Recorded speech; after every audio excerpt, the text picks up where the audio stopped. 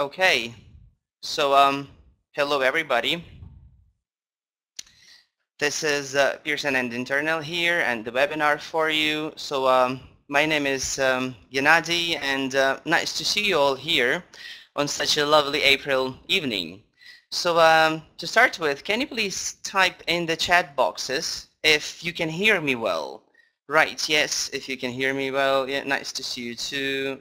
Hi, hello to everybody. Right, good. Well, God bless, the connection seems okay.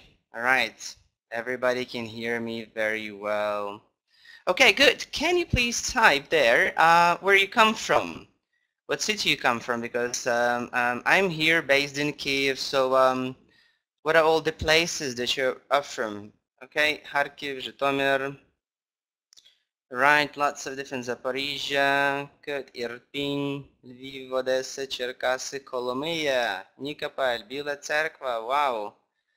Good. Vasilkiv, yeah, Peshgarad, good. Dnipro, alright, lots of different places. Very nice. Nice to see you all here. So, hopefully you know that this year Pearson is celebrating 20 years in Ukraine, and there already have been a lot of big events in some of the major cities of Ukraine. Can you write if you have been to one of the big events, either here in Kyiv or Odessa or Lviv? So we had an author coming, an author of Focus coming here at the beginning of April. So please write if you have been to any of the big events.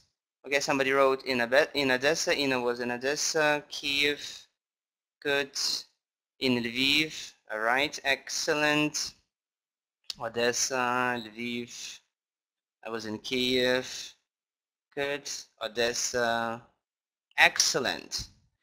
So I hope that you enjoyed the event because the author was really motivating. You know, I felt like standing up right after his event and going to teach a class. Okay. And one more question to you. So there already have been a couple of webinars organized by Dinternal book. Can you again please write in the chat boxes if you have seen any of the webinars done by us? Okay, yes, yes, no. So we have some new people here. Excellent, yes. Many yeses. If you haven't seen, you can go to our website. I'm going to show you the link. You can go to at the end of the webinar today, and you can watch some of the webinars already there uploaded. So if you have missed something, then you have a chance to catch up. Okay, the connection is bad. So if, no, very poor. So I saw many people saying that the connection is good. So if it happens that you have some problems with connection throughout our webinar, try disconnecting and reconnecting to the webinar again. It might help. Okay, the connection is bad. Yulia, Dimitra, please try reconnecting to the session now. The connection is very good, good. So I see some, so try reconnecting. Okay, so good. I think we are good to start. It's already 5, so let's not be late.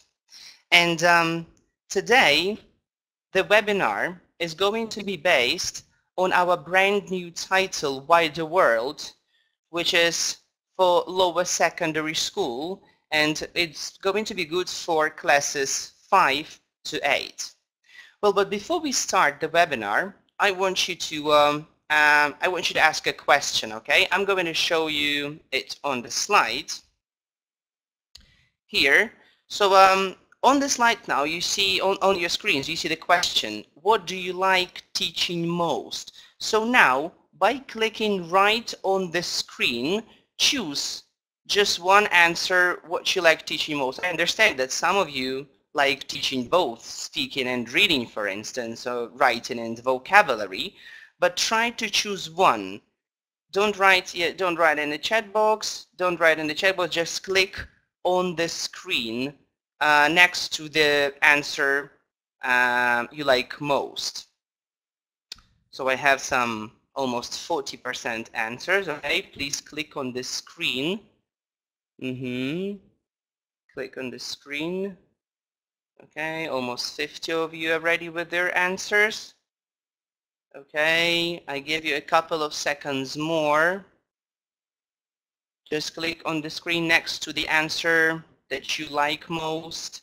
Sometimes it's difficult to choose what's the most favorite one, but still try to do that.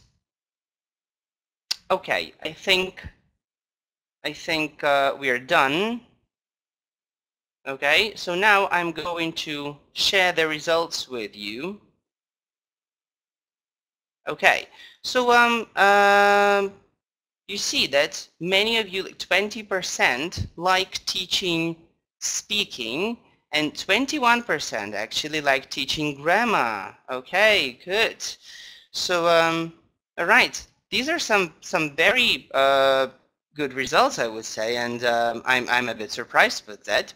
So actually, these 21% were very much close to what we are going to do today, because today you are going to discover the wider world of grammar here. So the thing we're going to discuss is going to be grammar.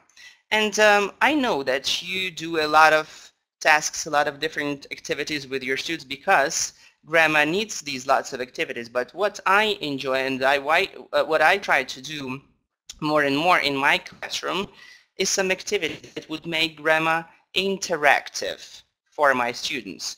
So now I'm going to share some best working, my favorite activities that would help to make your grammar more student-centered in the classroom.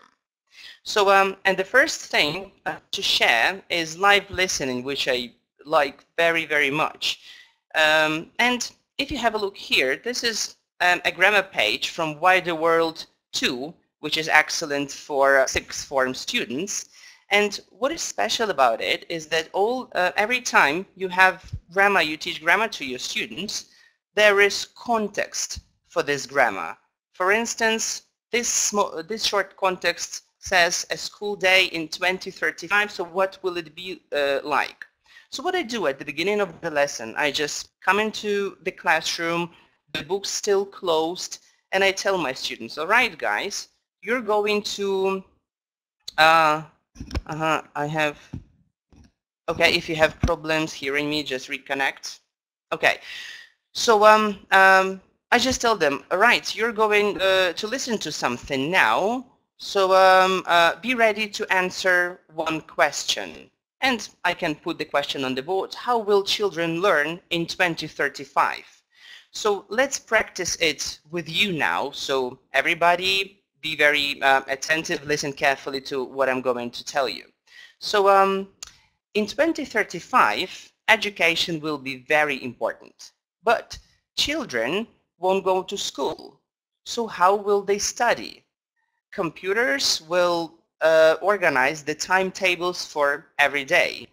And actually pupils will do all the homework and tests online because there won't be any paper books.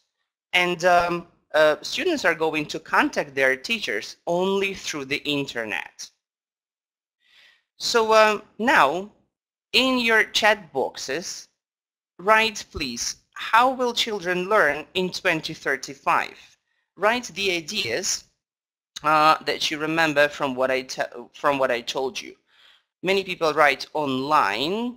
Okay, so they will learn online with the help of the gadgets. Okay, so they will learn with the help of the gadgets. Good. We'll use the internet. ePanel, somebody wrote. Oh, okay, good. Some of you know what ePanel is. Online and live communication, virtual. Okay, nothing will substitute the teachers. Okay, so what I would ask, I would collect the ideas of my students based on what I told them about education in 2035, and I will put these ideas on the board. You see that many of you wrote just answers shortly. So I will reinforce the idea for the students, and I will write practically in full sentences. We'll study in bedrooms, we'll do all homework online and won't have paper books and like that. So and then I would ask my students, so are people 100% sure in the future of education? Well, can you answer that question please in your chat boxes with yes or no? No, B, no, good. Okay, so yeah, that's correct, not 100% sure. And the second question I would ask, are we just trying to predict? Again, in your chat boxes, yes or no, yes, yes, all right. Many correct answers, excellent. So what grammar tense do we use when we are not 100% sure and when we are just trying to predict? Again, in your chat boxes, please write what grammar tense. Future, future simple, yeah, that would be fine, good. Excellent job, many of you. So this is future simple. So these are some concept check-in questions that are related to the grammar we are going to study with my students. And then I would draw their attention to the board again, and I would focus them on the form of this grammar structure, and we are going to go into rules. I'm going to teach them how we use will for predictions. So this is the idea of live listening. Why I love it. Listening is very difficult, right, for our students, and live listening is good because my students would hear familiar voice. So they wouldn't be confused very much about that, about hearing some different voice. Then I can adjust the tempo. If I feel like they have missed something, I can tell the story in a bit slower way. And actually, I have been always teaching in mixed ability classrooms, and that's where when you have these weaker students, you can grade your language choosing the words to use. Well, if we take the same context from the same grammar page, we can do something more with it, not only live listen. We can do something which is called Dictogloss. So the procedure of Dictogloss is like this. Teacher dictates the text in quite a fast manner without pausing much, and students write down just the keywords. The words they can write this, they have time to write. So it can look something like this. Yes, you remember the same context about education in 2035. So after the first time the teacher dictates, it might look like this. Then the teacher dictates the text again in quite a fast manner, and students add information they hear. So after the second time you're dictating, it might look like this with some extra ideas, information about the text. And then you put students into pairs or groups and you tell them to reconstruct the text. And only after this, only when they have the text reconstructed, you can tell them to open their books, to have a look at the original and to work on rules themselves in pairs or in groups, and when you are needed, when your help, when the help of teacher is needed, then you go and help. So why I like live listening and Dictogloss and what is special about them is that every time you use these two strategies, these two good strategies, then you always need to set a task. It's not enough just to tell your students listen. Like remember I did with the context. I asked you how will the students learn in 2035, and only then I told you the story. Then it is very good idea to ask them some concept check-in questions related to the grammar you are going to teach them, and to check if how much they remember, how much they understand of the grammar. And this is a very good time when doing live listen and a Dictogloss to put students in pairs and groups and to let stronger students teach weaker students and to let them work out the rules themselves first, and only then you help if it is necessary. Well, sometimes I want my students to do some larger tasks, practically right at the beginning of the lesson. And that's when I use the technique which is called task-based learning. Very often it is shortened like TBL, the abbreviation TBL. So it has its steps, it has its stages. So stage number 1 in any task-based learning lesson would be a prep stage. And with my students, pictures and visuals work the best. So this is a picture from Wider World 2. Can you please type in your chat boxes what's happening in the photo? Can you answer this question? What's happening in the photo? Please type it. Accident. Very good. Very good, Maria. Accident. He's going to fall. Falling from the ladder. Accident. All right. Okay, so good. So actually, yeah, many of you have guessed that this lesson is going to be about accidents. So here, after my students have predicted what's happening in the photo, I tell them, okay, now read Wayne's story and check your ideas, compare with what you have come up with. So I will read the story to you just to see if you've been right. So yesterday afternoon, I was painting the ceiling. My little brother was holding the ladder, but he wasn't paying attention. While I was coming down, the ladder moved and I fell. I cut my hand, hurt my back, and broke my arm. It was really painful. So students read, they check, and actually what grammar is presented through this context. Can you again type in the chat boxes what grammar is presented? Past, past simple, past continuous, good. Really, so past simple and past continuous are the tenses that we very often use, yes, to narrate the stories. But what is important that at this stage we still don't go into rules, we don't explain anything to our students.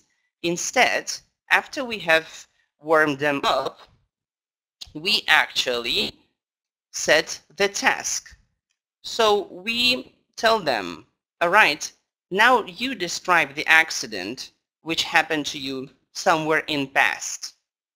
So my job as a teacher now here is to explain the task and to ask some instruction checking questions to understand if everybody knows what to do. And off they go with the task without yet being explained the rules. After that, the third stage is about students doing the task. So you give them some time depending on how difficult the task is, and you go monitoring how they are doing and obviously helping some weaker students with their problems. Then when they're ready with the task, the fourth stage is reporting or giving feedback on what they have done. So basically they share their stories, again in small groups or in class. And this is what one of the students might have written. I will read it to you now, okay? So be attentive. I was camping with my friends in autumn. When Dima put a tent, the rain started. The grass became really slippery and Dima fell when he ran to the tent. He crashed the tent and we all slept outside. The weekend ruined. So at this stage, they would obviously make some mistakes because, as you remember, they haven't been introduced to rules yet. And they would most probably overuse simple language. As you probably remember from the example, the student used past simple mostly, right? But this is completely fine for this stage because again, they were given the task first, not the rules. And only stage 5 is language work. So here comes proper grammar analysis of the task that they have done. So at this stage, again, you can put them in pairs or in groups and let them work out the rules. You present them the rules and they work them out themselves, and you help them, again, if necessary. This is a great chance for peer teaching. As I have already mentioned before, there is always somebody stronger, and you can organize groups in the way that there is always a stronger student in a group and he can help weaker ones. And obviously, here at language work, you give them more controlled practice exercises because you know very well that practice makes perfect. So you give them some extra practice of the targeted language. And then comes the last stage, stage 6. Well, can you guess, or maybe you know, what this stage is? What is this last stage? What do the students do here? Free practice, Oksana says. Good idea. Fluency, Misha. All right. Error correction. All right. Presentation. Good. Feedback. Independent practice. Somebody says fluency, speaking practice. Some very good ideas, and I see that most of them, actually, like Tamara said, is production stage. Yes, when students can produce the language, and some very good ideas. And though actually the last stage would be task again. So you tell your students to do the task again, to do the same task again. This is their second try, and this is the time when they would correct mistakes. And I saw that somebody wrote error correction, so you were completely right. So this is the time they correct their mistakes and they go back to what they have written, to their stories, and they correct. For instance, they see that it is better to use past continuous for Dima was put in a tent and when he was running to the tent, and they correct some third person, some irregular verb forms as well. And apart from that, this is the stage when they level up language. So what you can do as a teacher, and what I do very often, I collect their papers, I analyze them, and then I can write personally to somebody that instead of he crashed the tent, it is better to say he knocked down the tent, or the weekend ruined. Yes, past simple, passive is better to use here, so the weekend was ruined, and you come up with some personalized feedback, maybe even for the next class. So task-based learning always starts with the prep stage because we need to lead students into the lesson, we need to warm them up. Then you set the task, just ensuring that everybody understands what they need to do. Then you give students the time to work on the task. Then they report it back to the class, and only then comes language work with proper grammar analysis of all the language that you're going to teach this lesson. And then you set the task again, letting students to up their level and to correct the mistakes they had. So far we have discussed with you the activity or the technique which is called, can you type it in your chat boxes please? So we live listening, yes, Maria Alexandrovna, good job, you were the first one, excellent. Then another strategy that we have had a look at is all right, some live listening here, very good. Dictogloss, yes, was the first one, very good, Dictogloss. And the third one, TBL, do you remember what these letters stand for? Total, okay. TBL, task-based learning, INA again. Oh, a very fast style of typing there, very good job, task-based learning. Yeah, true. And I use all of these strategies right at the beginning of the lesson to involve my students into the process of learning, actually of learning grammar, even before they understand that it is grammar that we are going to do this lesson. And all of these strategies can be used with wider world and not only. They are good for, with this book. Let's move on. So now I want you to have a look at here the cell phone on the screen, and I want you to grade how important your cell phone is to you.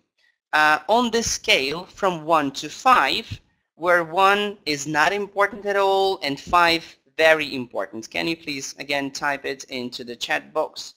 So I see lots of 5s and 4s.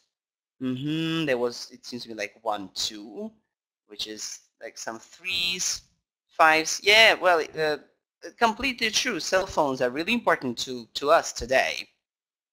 So after I ask this question, my students, I can put them in pairs or groups and ask them, okay, how often do you make phone calls? Or how often you play games on your cell phones? Or charge the battery? Or write and receive texts? And this is a good time to give them a demo, yes, a demo sentence so that they can understand in what way they need to answer these questions. And after that, there is again context for the idea of cell phones, and I can tell them, all right, now read this short text, compare it with the ideas you had, and actually find the answer to the question why Jack thinks he's addicted to his phone. So this is another page from Wider World 2, and all this process is called engagement, and it is very important at the beginning of the lesson because I want to have my students with me right from the start. Actually, if you have a look at this context, can you tell me what grammar is presented through it? Don't mind talking, prefer texting, enjoy following, would like to spend, infinitives, gerund. Yeah, you're completely right. Infinitives and gerunds, verb patterns, which need really much practice with our students. And after I have engaged my students, we go into the process of study. So I teach my students rules, and we do lots of controlled practice activities. And after that, the final stage is activate, where I tell my students again to work in pairs, groups, and ask each other some personalized questions. And this all is a production stage, which comes at the very end. And this is a great example of a well-structured page in the course book where everything starts and continues and finishes logically with involvement of students, and then the process of studying and production. But what a good course book offers is an alternative treatment just for a change. So the idea, which I like doing with my students, the strategy is called the deep end strategy, where you, rather than feeding again the rules from the beginning of the lesson, you give them the task. So again, we come back to our page, and no matter what, we need to involve our students into the lesson. So we always start with this engagement stage, but then we don't teach them rules. We give them exercise 5 here instead, which already asks them to choose the correct option, again without being introduced to rules yet. And students complete the task individually. So this is kind of test for them, sort of test. Yes, it's not end of the unit test, but still it's a short test for them. After that, you draw their attention to rules, and they work in pairs and in groups, and you help them as much as it is needed. Then they can relate back to the context this grammar is used in. And this stage is a good one for self-study. Yes, they can compare their answers to rules and context, and for peer check when again it is when strong students help weaker students, which helps your lesson to become more student-centered one, and obviously you support them when it is needed. And after that, give your students some controlled practice activities because much practice. And all this stage is called teach. This is the process of teaching. This is the process when you help them and when they work in pairs and groups helping each other and practicing more. And only after that, there is this final controlled practice exercise into sort of test again. So you tell your students, okay, work individually again, and now show what you have learned during the whole lesson. So this strategy just lets students understand how much they know at the beginning of the lesson and then check their progress at the end. And it is very often again shortened to TTT, the abbreviation, which is test, teach, test strategy. And so it goes like that. You engage students at the very beginning of the lesson, making them interested into the topic learned. Then you test them. Then there is the process of us teaching, helping with all the rules and difficulties. Then you test them closer to the end of the lesson again. And the final one is the production stage, where they put all their knowledge into practice, into production, into a speaking activity. So let's just shortly recap everything that we have discussed with you for now. So we have had a look with you at live listening strategy, then Dictogloss, test-based learning, test, teach, test technique, but there is even more what you can do if you use Wider World in your classrooms. So now I'm going to show you a short BBC video which is integrated into our brand new course Wider World, which is called Voxbox. Well, can you write in your chat boxes, please? What do you think, if you know what Voxbox is? What's that? How can you say it in English? No ideas. Okay. No. All right. Something popular. Okay. Good guess. Good guess. On the street. Opinion on the street. Maxim Maisenkov said. Very good, Maxim. So really, Vox Pops is from Latin voice of the people. And Maxim was right, sorry, that these are the interviews that are taken from real people on the streets of different cities. So you now are going to watch this short video, but you remember there always needs to be a communicative purpose. So you're not only watching and listening to it, but you're thinking about the question, what strategies you can use this video for. Think if you can use it for live listening, Dictogloss, task-based learning, or test, teach, test. Okay? So hope you are ready, and there comes the video.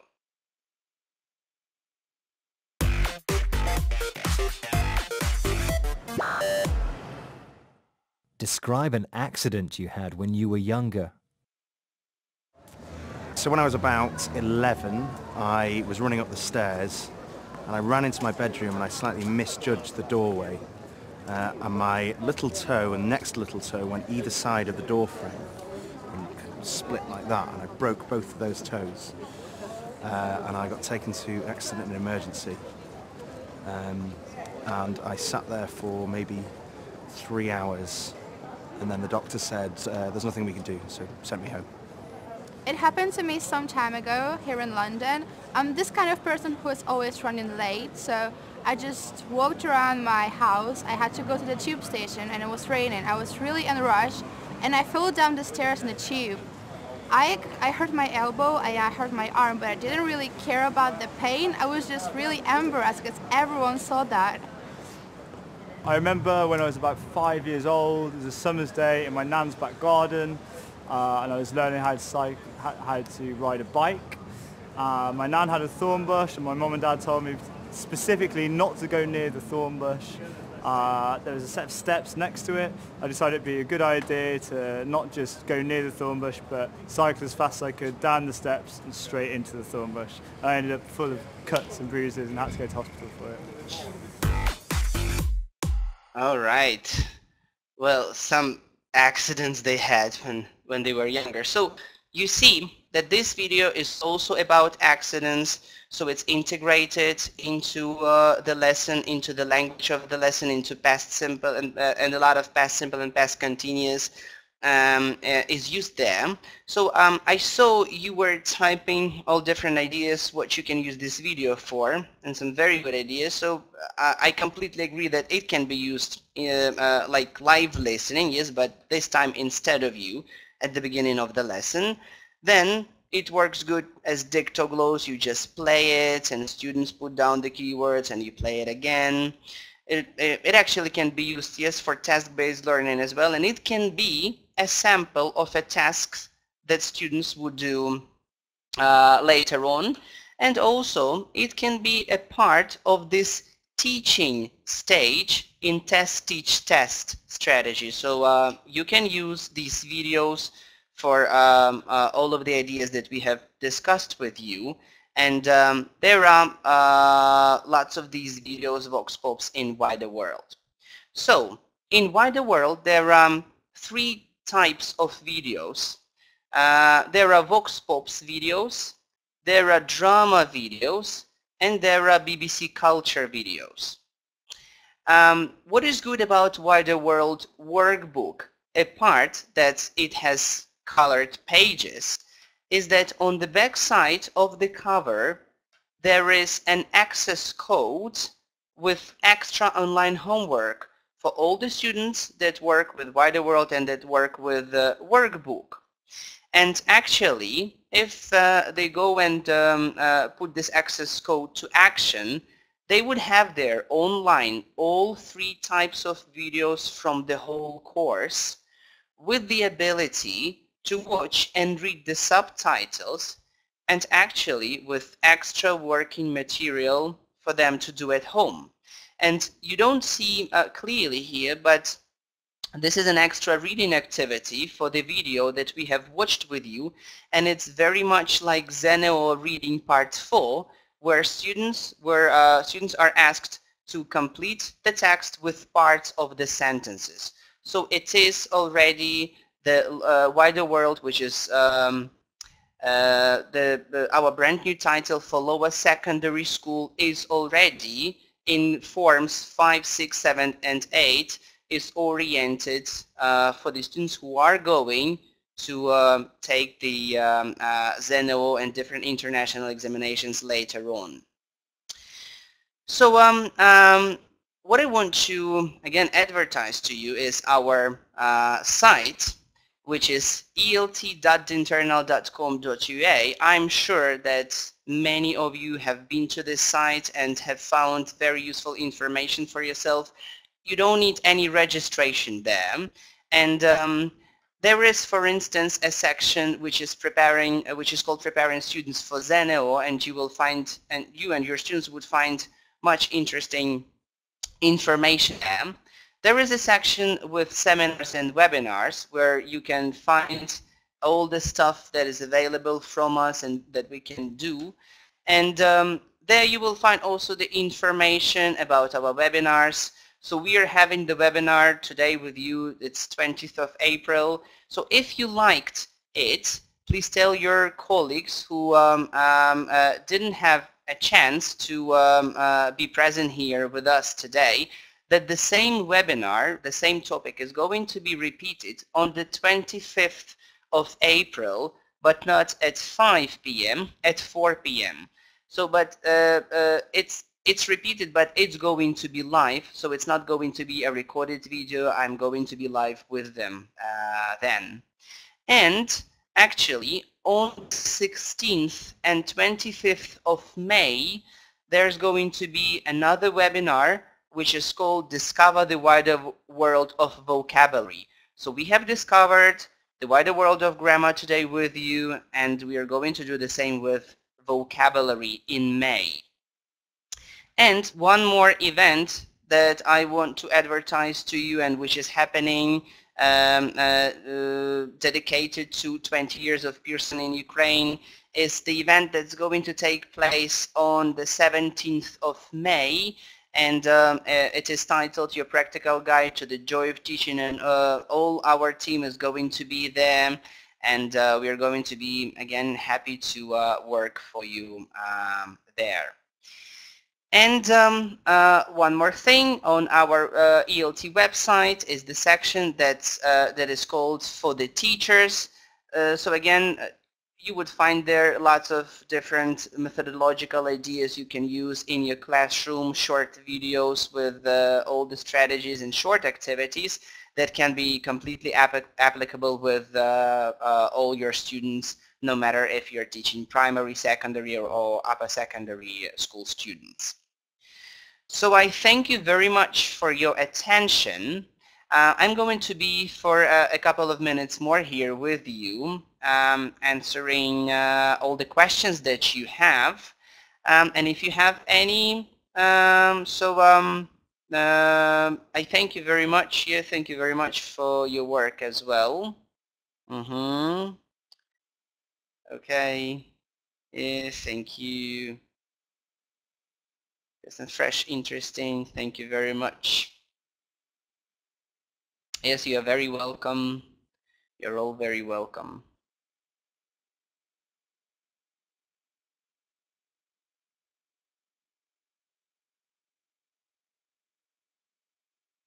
All right. Welcome.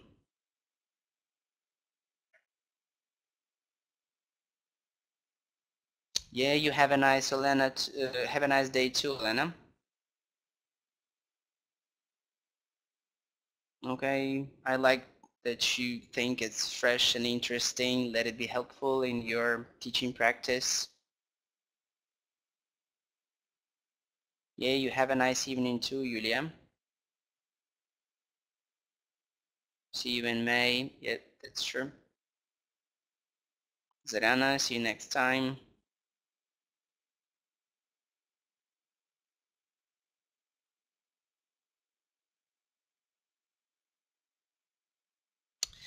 One more thing, all the webinars that we are going to have based on Wider World are going to be uploaded on our ELT site at the end of May. So if it happens that you don't have time to watch one of the webinars, to participate in one of the webinars, then you can go online to our site at the end of May and watch them there. Yeah, good luck to you too. Best wishes. Thank you very much. You too. Where will be the seminar? Okay, you can register for the 17th May event. Yes. Yes, that's true. You can go to our ELT website and you can register for the event that is on 17th of May there, and you would find all the information you need there as well. Any certificates? Yes, sure. The certificates are going to be sent to you with a thank you letter, I think tomorrow or on Monday. I'm not sure, but yes, you are going to receive electronic certificates for today's webinar, sure. It's a pity I'm from Odessa. Natalie, why? It's a pity that you can't come in May. Well, come. There are trains from Odessa to Kiev, so come. Olena Anatolievna has already registered for the May webinar. Good job, Olena.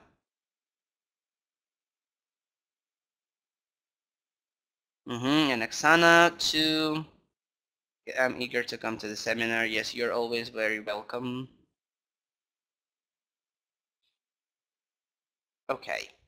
All right. So it was nice, yes, to have you with me and work with me today. No seminars in Lviv.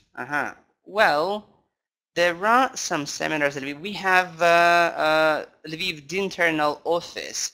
You can find its context on one of our websites. Contact them and ask them for the seminars, because they do seminar in Lviv and in Lviv Oblast.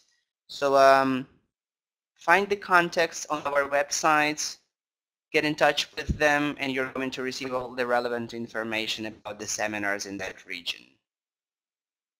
Come to Chernivtsi.